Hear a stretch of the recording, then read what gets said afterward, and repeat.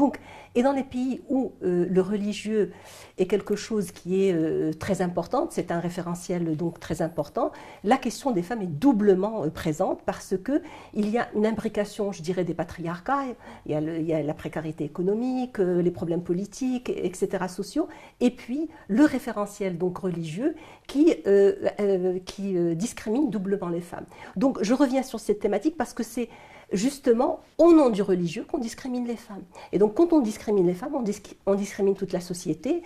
Et je suis revenue cette fois avec la question du prophète, non pas sur le Coran, parce que c'est essentiellement au niveau de la tradition du prophète qu'on a puisé, ou qu'une certaine lecture patriarcale a puisé la majeure partie de la source discriminatoire. Donc il fallait que je relise.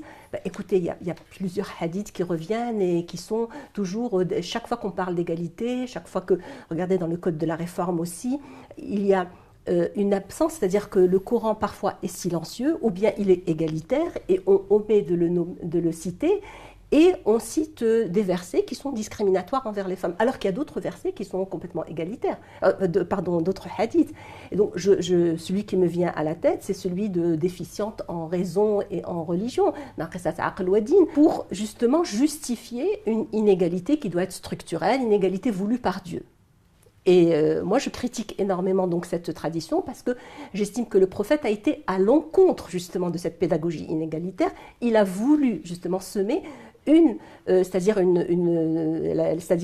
les prémices, pas de l'égalité comme on la conçoit aujourd'hui, mais les prémices donc d'une pédagogie de l'égalité qui devait venir après, mais malheureusement qui a été justement freinée par le traditionnalisme.